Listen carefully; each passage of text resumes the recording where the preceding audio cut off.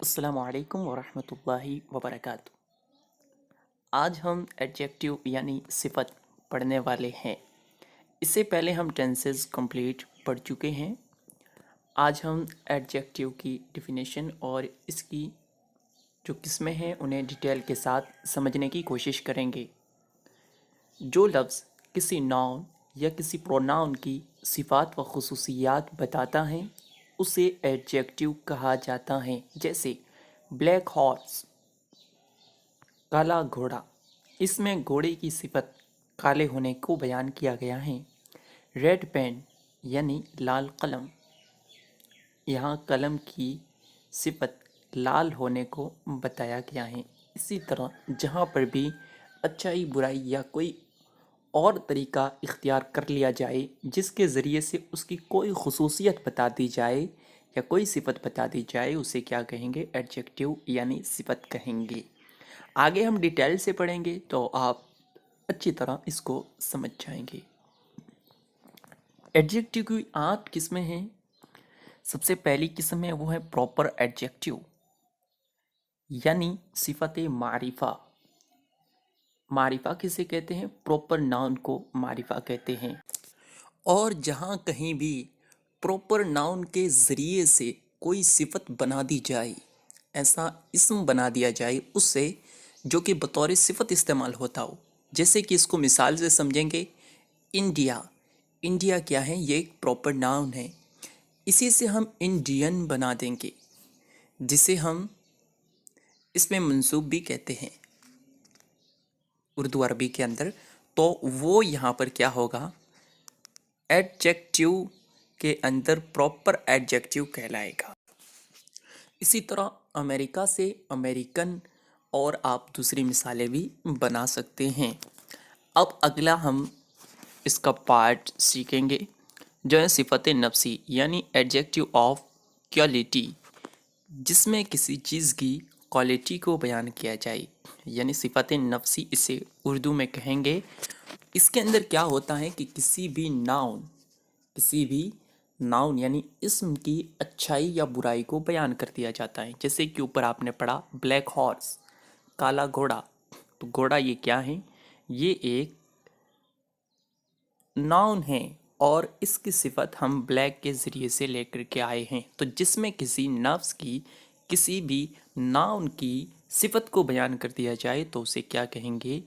Adjective of quality. अगली किस्म है एडजेक्टिव ऑफ क्वांटिटी। अच्छा, इसमें क्या होगा कि मिकदार को बयान किया जाएगा। नाम ही से सब कुछ जाहिर है। इसका नाम है सिफत मिकदारी। उर्दू में मिकदार को बयान किया जाएगा।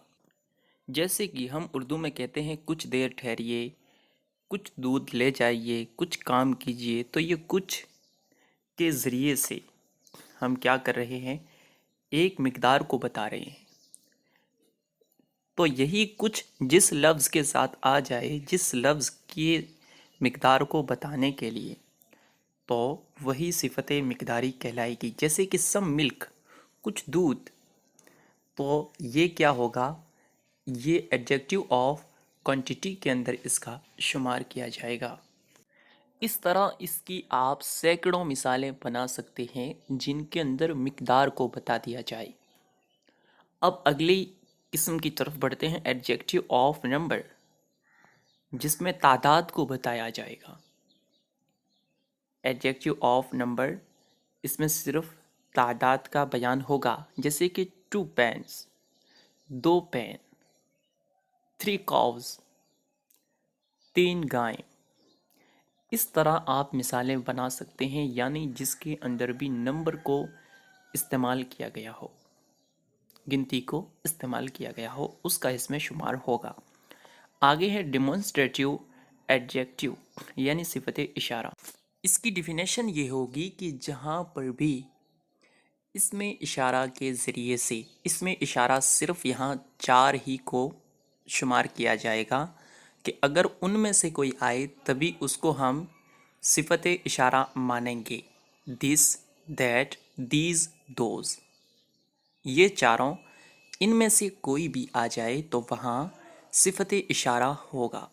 اور ایک شرط ضروری ہے کہ ان کے فوراً بعد ناؤن کا ہونا یہ آوشیک ہیں، ضروری ہیں۔ اگر ایسا نہیں ہوتا تو وہاں یہ صورت نہیں پائی جائے گی۔ امید کرتے ہیں یہ بھی آپ نے سمجھ لی ہوگی۔ اب اس کے بعد ہے صفت تقسیمی یعنی ڈسٹریبیوٹیو ایڈجیکٹیو۔ ڈسٹریبیوٹیو کیا ہے صفت تقسیمی؟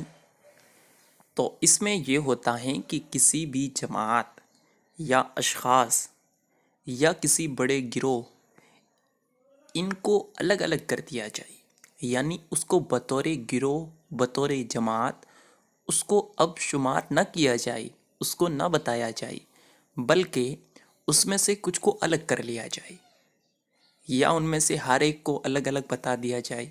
جیسے کہ ہم مثال دیں گے، ایدر بک، دونوں کتابوں میں سے ہر ایک۔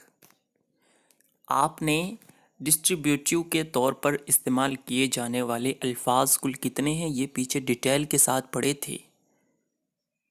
تو ایدر کا استعمال کہاں کیا جاتا ہے یا پہلے پڑھ چکے ہیں۔ تو ایدر بک، دونوں میں سے ہر ایک۔ اب ہم ایک اور مثال لیتے ہیں، ایوری گرل، ہر لڑکی۔ تو اس میں کس کو استعمال کیا گیا ہے؟ ایوری کو۔ اسی طرح ایچ کا بھی استعمال کیا جاتا ہے، نیدر کا بھی استعمال کیا جاتا ہے اس میں۔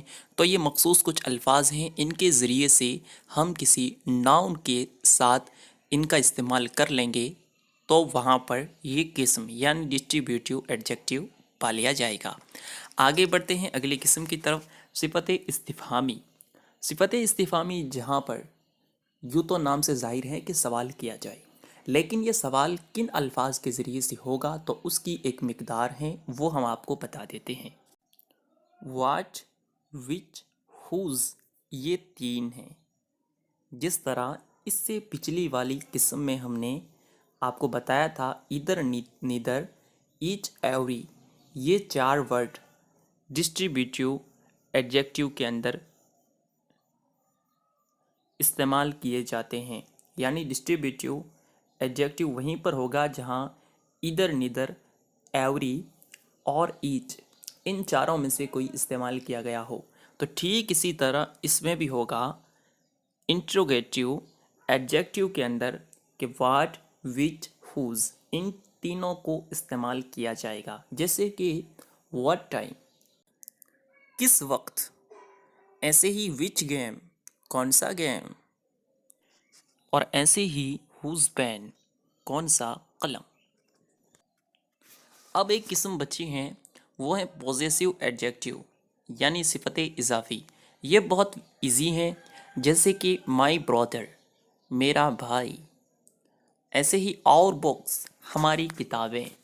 یعنی جہاں پر کسی شخص یا کسی چیز سے کوئی خاص تعلق بتایا جائے، اس کی طرف نسبت بتائی جائے تو اسے پوزیسیو ایڈجیکٹیو کے اندر کاؤنٹ کر لیا جائے گا۔